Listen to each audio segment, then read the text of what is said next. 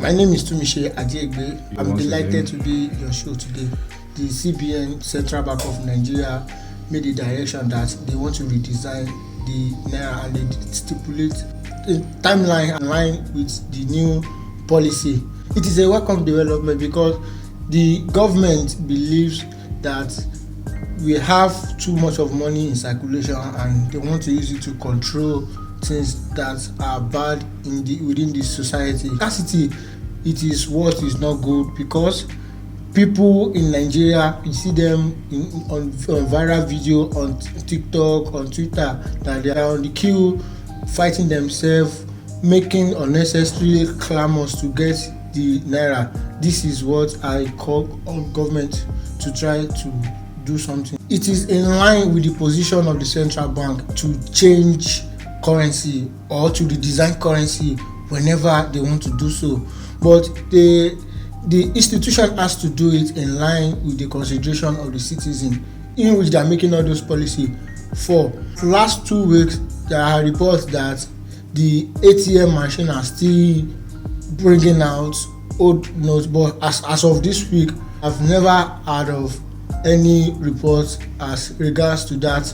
But the main thing that is that we have some bad eggs that hold currency, they hold it, they don't want to share it out. And another sad news is that we saw people in party spraying the new currency. It is not in line with the CBN law, but it is not good. The main purpose of government is to ease life to the citizen. If the new policy of Naira redesign is going to make life more uncomfortable for Nigeria, the government has to do something to it. It's going to affect election. We see what Bola Tinubu said during his campaign talk when he said they change Naira, they hide where he was making all sorts of accusation. I know many people worry that he's blaming Buhari government, and Buhari government is a product of APC and himself is a candidate of APC. And Atiku Abubakar has also released a press release today that the Naira note is a welcome development because he believes that President Muhammadu Buhari is doing the right thing and the new Naira note will not influence buying of votes, so it will not enhance election misconduct. So that is their own belief, but buy it or not, the move is somehow politically motivated. What is going on between President Muhammadu Buhari and the campaign council of Bola Ahmed Tinubu? I think there is a kind of disconnection between the two. President Muhammadu Buhari is the incumbent president of Nigeria, and Bola Ahmed Tinubu is the leader of APC and is now the candidate of All Progressive Congress APC2 in 2023 general election. But there is this assumption that there are people in the villa, people in Buhari's government that don't want the realization of Bola Ahmed Tinubu. To me, what I see is playing out is that there is a kind of disconnection, and since they are in the same party, they should know how to work together to make victory for themselves at the end of the day. The election is about 23 days to come, and one way or the other, they should just know how to work together to achieve victory, because that is the aim and objective of playing politics. Okay. I will not use this platform to make image for Bola Ahmed Tinubu, but people said he redefined Lagos and he has done it in Lagos and he's going to do it in Nigeria.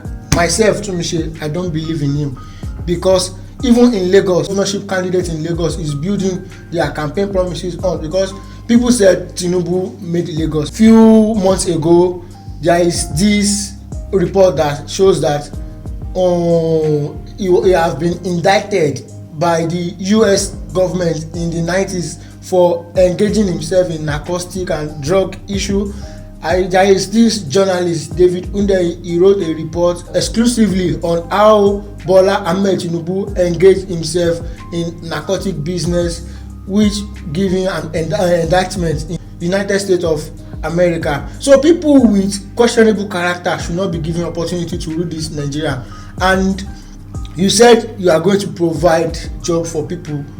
You've been governor in Lagos State. There are no jobs for people. People are still living a reckless life in Lagos, and there is nothing to write home about in his 8 years of governor in Lagos. So to me, I don't buy it, I don't subscribe to it. It doesn't fit, physically fit, mentally fit to become the Nigerian president. Like for example, something just happened. He called Atiku Abubakar governor of Anambra State. He called Atiku Abubakar Senate president, one who have never been in the Alo chamber before. So is somehow odd. It's absurd. So he should not be given opportunity. I have used my platform to campaign for my favorite candidate, which is Mr. Omoyele Sowore. He has a campaign that is called Spice and Eat. Spice and Eat. S is for security, P is for power, I is for infrastructure, E is for education, R is for restructuring. Eat, that's earth. Another E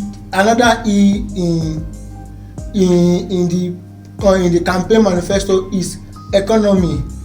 A is agriculture, and the S that is there is sport and tourism. So is a man to call for that has this full intellect to make sure he make Nigeria work for Nigerians. Popularity should be a factor for electing president, but those that are popular, that people are giving voice, most of their campaign promises are a bunch of lies that are unrealistic. We should not lie to ourselves. But to my own self, I know what is good because I've taken my time to talk about people that are interested to become the number one citizen of Nigeria. So whoever emerges, we will make sure that in our own capacity we put the person on our own track, either by speaking, by writing, whatsoever we are going to do. We will make sure that the person that should be there, we make it accountable with our voice.